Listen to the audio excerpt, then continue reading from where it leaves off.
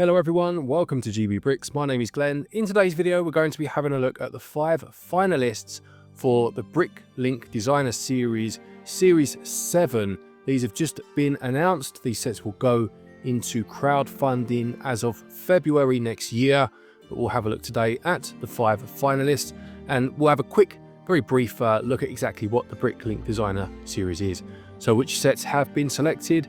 Well, let me tell you. So let's start then very quickly by looking at what the Bricklink Designer Program is. So first of all, Bricklink is a website. Many people use it for purchasing parts from each other. There are mock design ideas on there, and you can purchase instructions from other builders and have a go at creating their designs as per their instructions. But part of it is the Bricklink Designer Program, where fans can submit designs for their own models, and these may well then be chosen to be turned into a proper Lego set. It's similar in some ways to the Lego Ideas range that obviously Lego run. Ideas, when selected, they go on to be produced on a mass scale, and you can buy those sets quite readily in Lego stores or in other retailers a lot of the time. Whereas with Bricklink, once the sets have been selected, they go through crowdfunding, as I mentioned, and then there are a limited number of each set available. Once they're gone, they're gone. So Series 7 is where we are now with the Bricklink program, and there are 5 finalists, as I mentioned at the beginning. They are the Privateer Frigate Fortuna, designed by Brick Perfection. You have Walt the Little Robot, designed by Liwan. You have the Sushi Restaurant, designed by Brick Project. You have the Alchemist's Shop, which is designed by Shram. And you have the Antique Collection, which is designed by Terrayuma. Let's start by looking at the Privateer Frigate Fortuna then, and this goes to that max limit of 4,000 parts. And you can certainly see where those parts are when you look at the model, the pictures of the model. It looks absolutely beautiful, to be fair. It describes itself as a fast-sailing frigate designed as a privateer, a government-commissioned vessel tasked with hunting pirate ships or deceptively becoming one. And as a true frigate, it's equipped with 20 cannons and 2 swivel guns. It includes 12 minifigures, and you can operate both anchors via a selector gearbox. It's 81 centimeters long and 62 centimeters high. And this is what I was alluding to at the beginning when I said about it almost being like a mock maker's interpretation of something Lego would make, but then would stop at a certain level of detail. Because this reminds me very much of one of my favorite sets as a boy, and that was the Caribbean Clipper. It definitely has that look to it. This one is built on a Technic frame. You can see by the curvature of the model itself, it has some lovely detailing. I do love the color, the earth blue and the white. Again, if you go back to the early 90s or the late 80s and that Lego Pirates theme, where the color palette wasn't as vast as it is now in terms of Lego, and you'd have had the bright blue bricks for the Imperial Guards fighting the pirates, and now we have that more realistic earth blue that really does work so well in this capacity. The sails, as far as I can see, unless I'm mistaken, are brick built, obviously not set to full sail, and are hoisted up, but I think that works really well actually. I don't think you'd even notice without giving it a good second look. And the intricate design that 4,000 pieces allows you means that the sculpturing and the curvature on the hull of the ship just looks fantastic. It's got an ornate beauty to it as well, which is very fitting. Going by the fact that obviously it uses the full 4,000 pieces, you're looking, I'm assuming when it's released, it's going to be at least £300, maybe even a bit more expensive, maybe £320. So it's going to be an expensive one, but this will be very popular, and no doubt this one will sell out very quickly. One thing I should mention is that the orders, so it goes through crowdfunding, they need to receive 3,000 orders within that crowdfunding phase to become proper sets, but once that's met, there are a maximum of 30,000 sets available before they're all gone, and that's that. Next then we have Walt the Little Robot, which has 663 pieces, and generally of the 5 finalists each time, there is a smaller set, a more budget set. I say budget, for the most part, as far as I've seen, unless I'm mistaken, they generally sell for about £40 to £45. So I'm assuming this is going to be that set this time round. So the robot will stand at 21 centimeters, just over 21 centimeters, and has 17 points of articulation. There are 7 different faces that come with it. So you have the blue smiley face that is the standard, but then there are 6 other faces expressing a range of different emotions. And there is a battery component in the back which shows two, faux batteries, if you like, which can be removed. It's certainly a charming little set. It's not something that I necessarily would veer towards. I do love mechs. I'm a big fan of Lego mechs, but not kind of the chibi robo version of robot that this obviously goes for.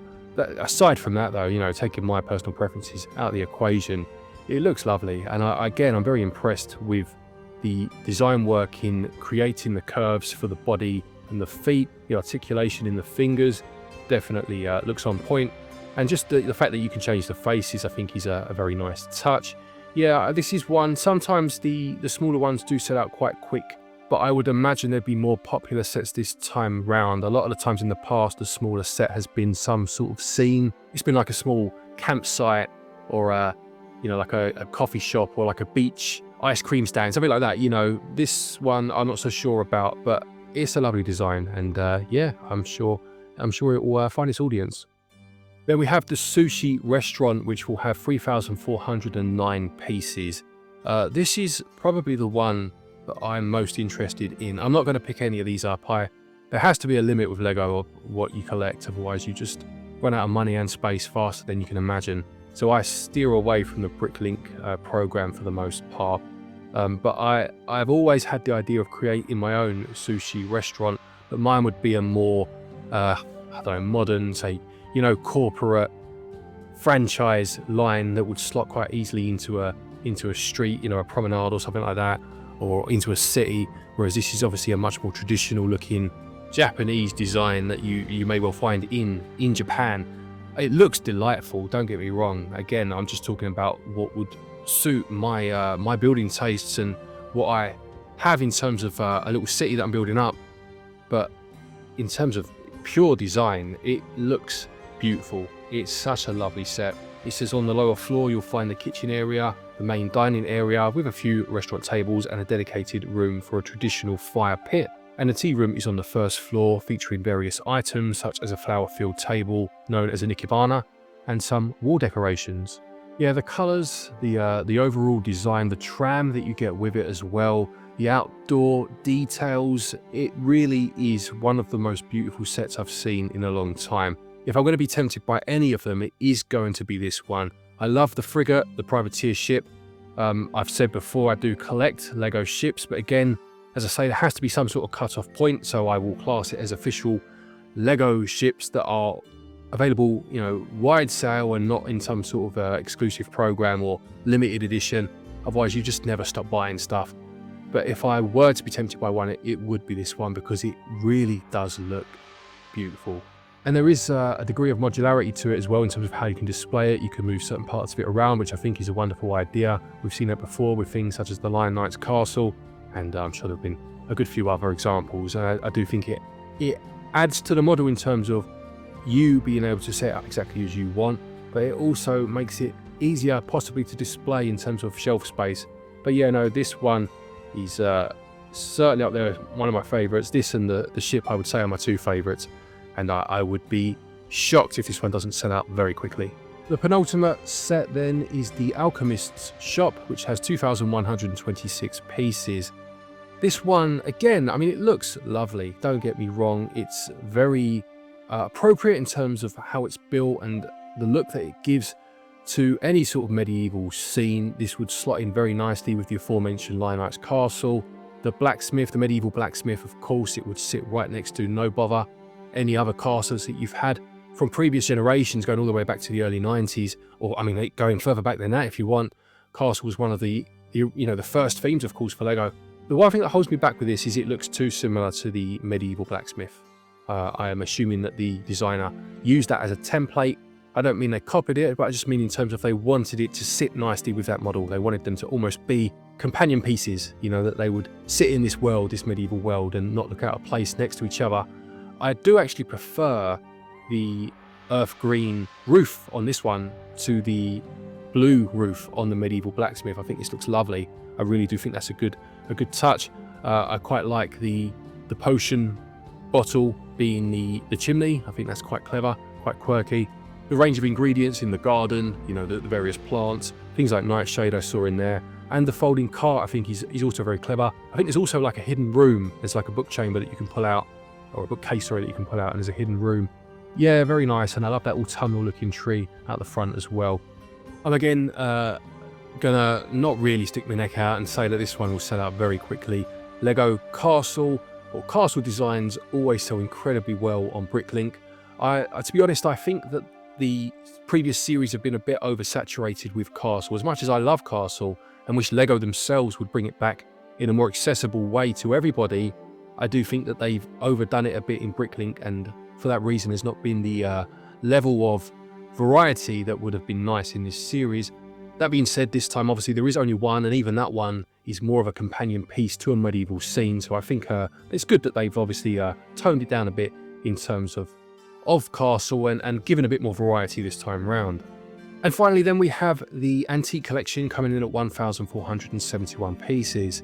There is an antique chair and a large wooden cabinet, with the cabinet itself displaying a large number of antique pieces, and that's really, I think, where the charm of this set is. I mean, the two objects of themselves, well, three really, because there is a table with some books on it, they certainly give a nice effect, but I think it's when you start looking into that cabinet and you see all the details that you really start to fall in love with this set. This is what I was referring to when I said about that level of detail that mock builders go to, and I do it myself. I'm not comparing myself to these people. These people are off the chain. They're fantastic. Their skills are just unbelievable. But just in terms of wanting to add that level of detail to your models and really create quite a full and busy scene, and obviously this here does that with the objects that you find within the cabinet, I will say that I prefer the bottom two shelves more than the top one. So the top one has a few dolls on it, used or portrayed with minifigures, and others being the small micro figures. I think they take up a bit too much of the space and divert your eye a little too much away from everything else, the normal size minifigures I'm talking about. And it's a shame because behind them you have a selection of, I'm assuming, is meant to be either porcelain or like stuffed animals, which is quite an interesting part of the cabinet, but they're almost hidden behind the minifigures. The other two shelves, though, I think are fantastic. They're just full of little knickknacks and odd bits and pieces that really are a joy to look at. You've got little china teapots and glass cases with all sorts in there, and plants and emeralds and stones and sapphires and keys. I think that part of the set for me is really very interesting, but I don't think what it's wrapped up in is as interesting. If it were an antiques shop with that level of detail on shelves and on tables scattered about the place to the point where you can barely walk around the shop, I would be much more interested than it being a cabinet. But having said that, it is really quite a lovely looking design. So there you have it. There are the 5 finalists for Bricklink Designer Series 7. As I said, if February is stated for when they will go into crowdfunding, February of next year. Between now and then, they'll be looking at working with Lego, the designers, of course. So just, I assume, refine. It's not like Lego Ideas where they'll completely change the model. It will be very similar. What you see now will be very similar to what is released, but they may just refine and perhaps just add a bit of stability to the models in that time.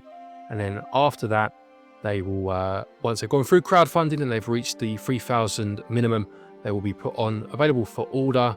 But for that, you're looking at July of next year. So it's a long old process, the Bricklink Designer Program. Do let me know what you think of these sets, which one is your favorite, or rank them, whatever you want to do. Let me know in the comment section below. Will you be picking any of them up? Please do stick it all down below. Please do feel free to watch some of my other content. But until next time, take care and happy building.